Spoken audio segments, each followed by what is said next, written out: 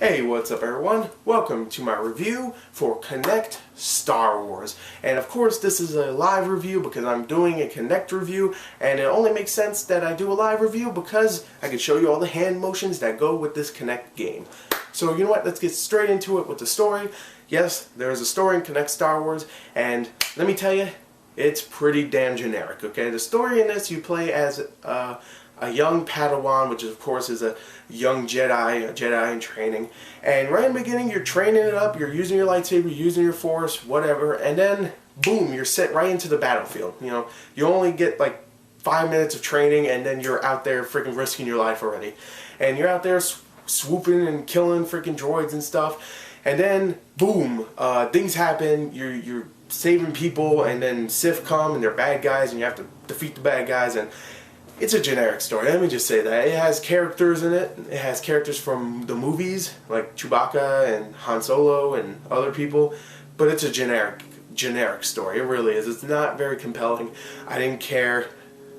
There you go. So, there you go. The story is not good. Alright, the sound. Let's get straight into the sound. The sound in the game is not much better because the voice acting is your standard prequel Star Wars, which means it's very, very corny and pretty damn bad at times. Okay, some of the characters do a good job voice acting. There's some people in here that you'll probably recognize from other video games, but for the most part, everybody else is either just awkward sounding, annoying, or just annoying, you know. There's some characters that you'll meet across the game that are just some of the most annoying characters I've seen in a game so far. I mean, as a character, when you're doing a space battle, which is supposed to be your own C-3PO, because that's what the girl, because it's a girl robot, looks like, and she's so annoying. Every time you're shooting something, she says something, and it's like, oh, splendid, and I'm like, oh, shut up, and it's annoying, it really is.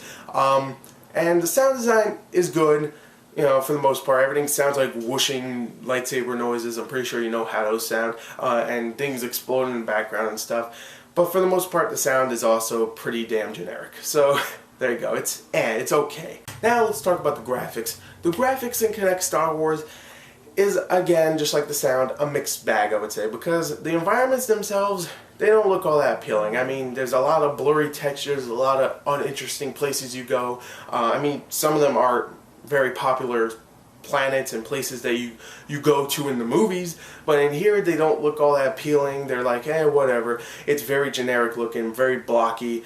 It doesn't look very good or appealing, but the character models are actually pretty damn good, and some of the effects like the lightsabers and some of the explosions and the force powers, they actually look pretty damn good. So I would say the environments, which is a big chunk of the graphics, don't look all that great, but the characters and the effects, they all look actually pretty damn good. So you know what, that's why I would say the graphics are a mixed bag again.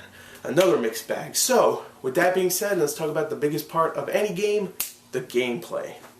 So, let's talk about the gameplay now, which I gotta admit, I'm a little disappointed in this game. I am, because I was really looking forward to it. I really wanted to get a lightsaber, well, feel like I got a lightsaber in my hand. I wanted to chop some people down. I've been waiting for that for pretty much my entire life. I love Star Wars, the originals, and I don't know, I just want to cut something with a lightsaber. And I even want to use force powers, and you get to do that in this game.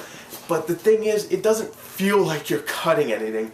And I will admit, the controls for the lightsaber and the force powers, they actually do work. They do. But for the most part, it's not very engaging. You don't feel like you're actually cutting something. You don't feel like you're using the force powers. It's just like, I might as well just do this. I don't feel like I'm force powering or I'm lightsabering. I just feel like an asshole. Like, this is pretty much what you do in the game. There you go.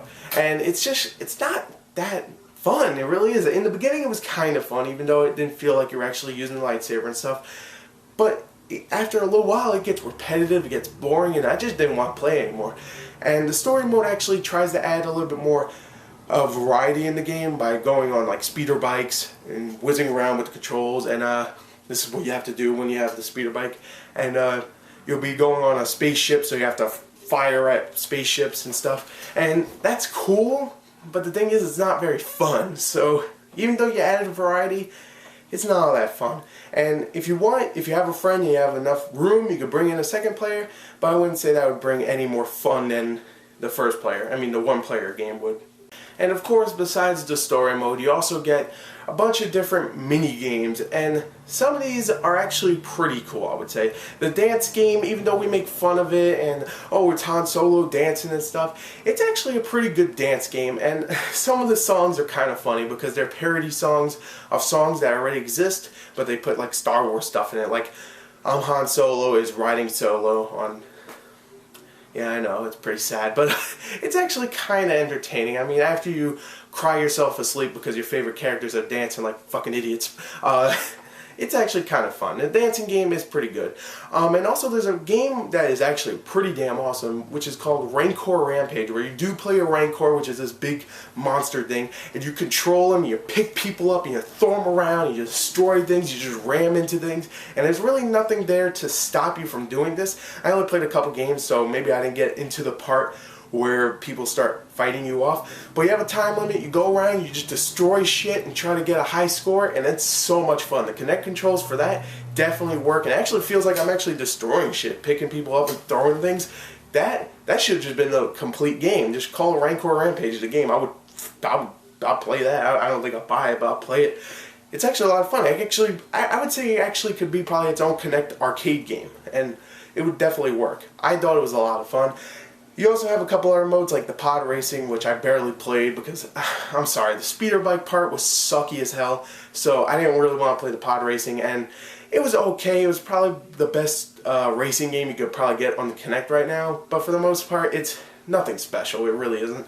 And you also get this duel game where you could duel off against some of the most iconic characters of Star Wars history, and that's also cool, but nothing really special. I would say this game is definitely a rental if you really want to try and you have a Kinect and you really want a new game, but I would definitely not say it's a buy. It's definitely not worth it.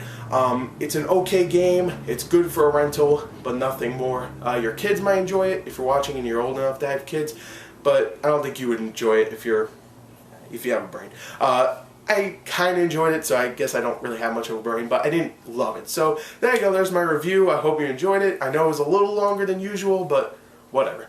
Thank you, and goodbye.